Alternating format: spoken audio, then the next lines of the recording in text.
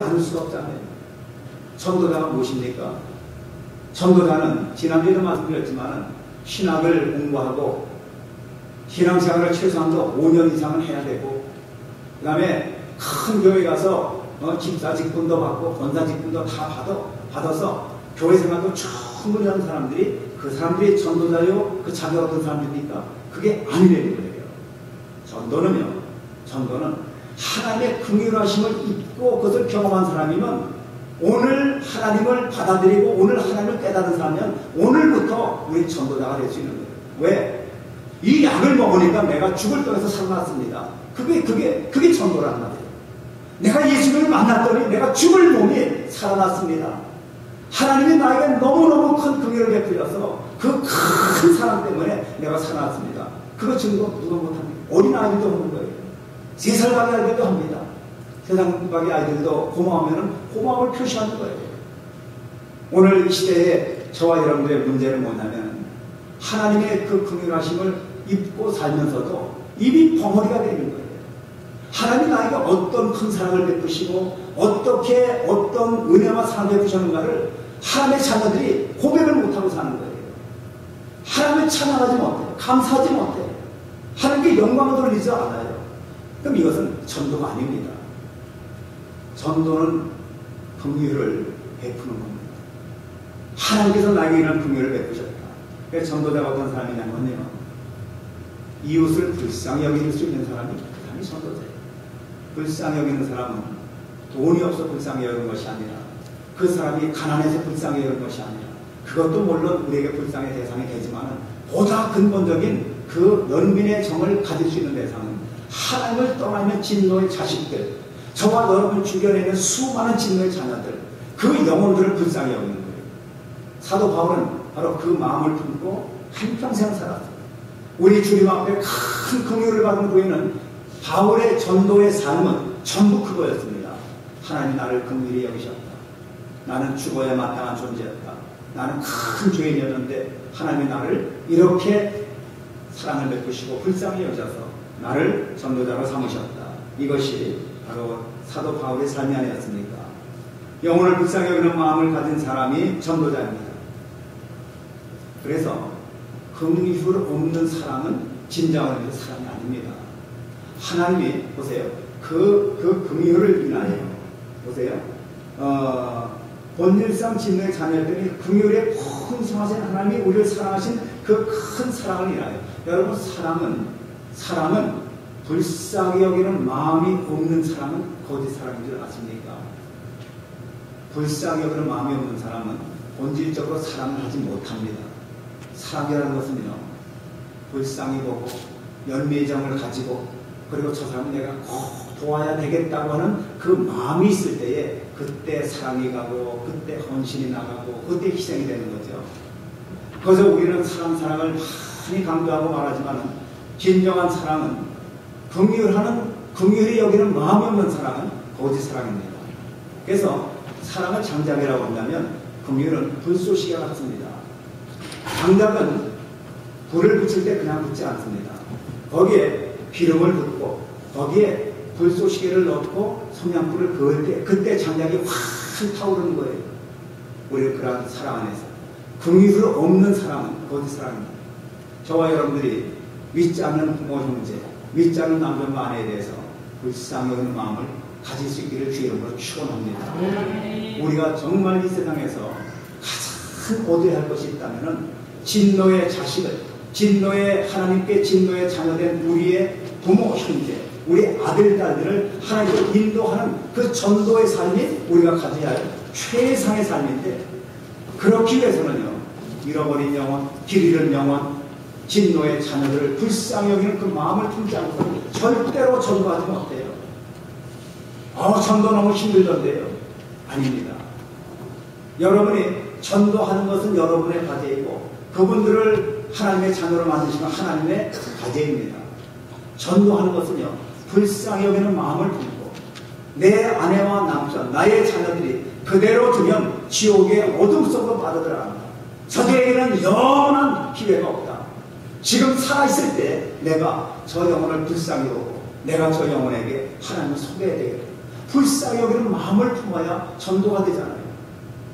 우리는 불쌍히 여기는 저와 여러분들 되시길 주의 이름으로 축원합니다. 우리는 절대로 하나님의 자녀가 될 수 없습니다. 긍휼히 여기는 마음이 없을 때는요, 그것은 거짓 사랑이기 때문에 복음을 무시하고 조롱하고 핍박하는 사람들을 우리가 불쌍히 여겨야 합니다. 왜?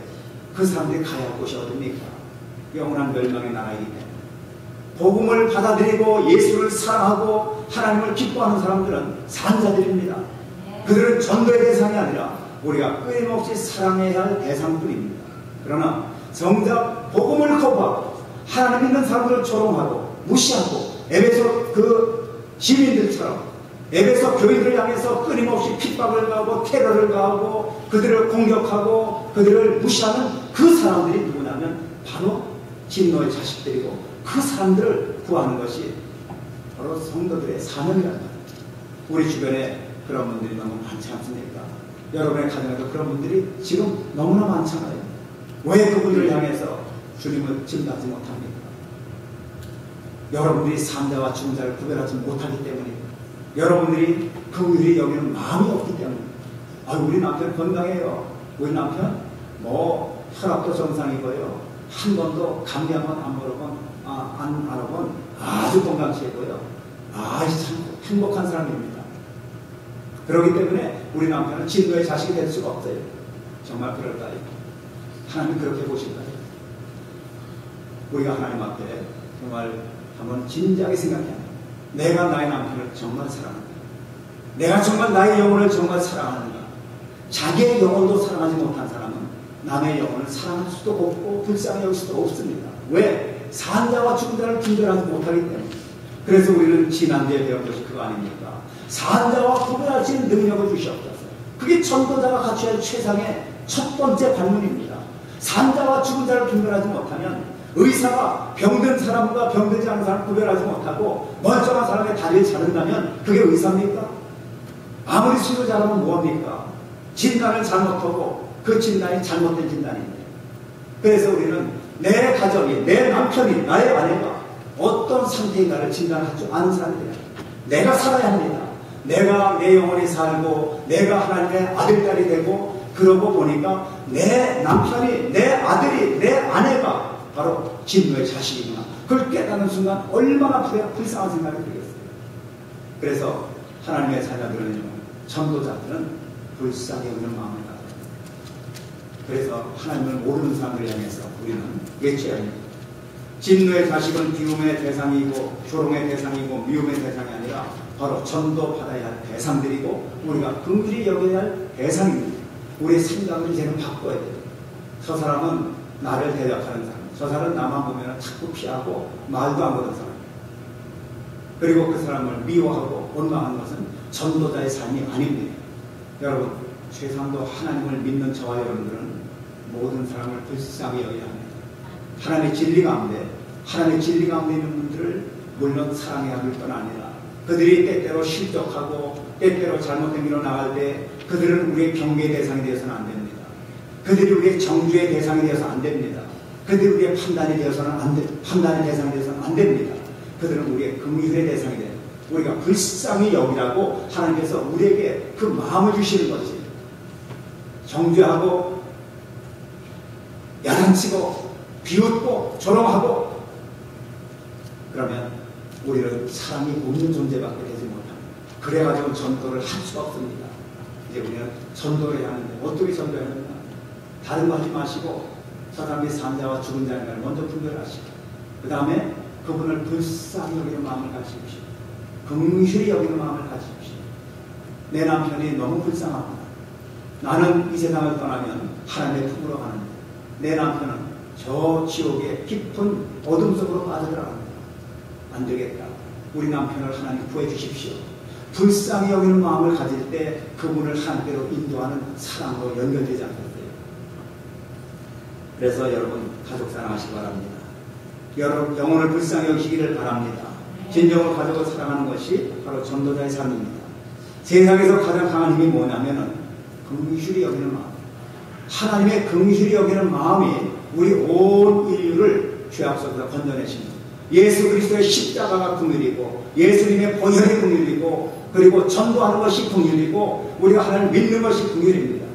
긍휼이 없이는 우리는 아무것도 할 수가 없어요.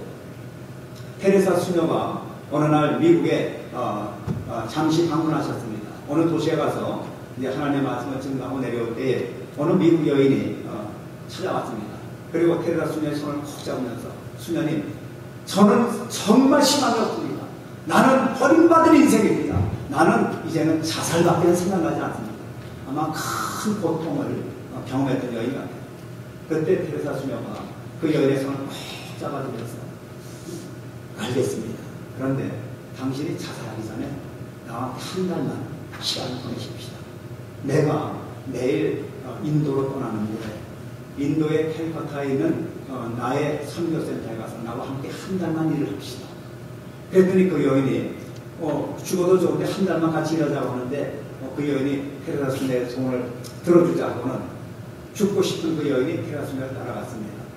인도의 캘커타에 갔을 때 그녀는 완전히 희망의 불이 다 사라진 캄캄한 사람들을 만났어요.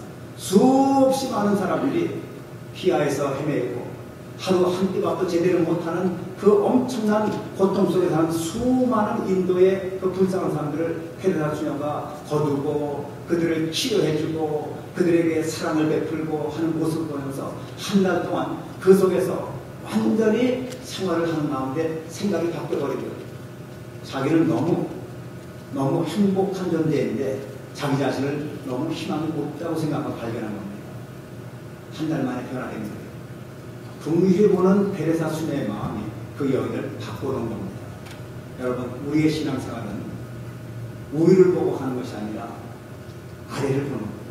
구원받지 못한 수많은 영혼들이 많습니다. 우리 그분들을 향해서 긍휼히 여기는 마음을 가지고 예수님을 소개해야 합니다.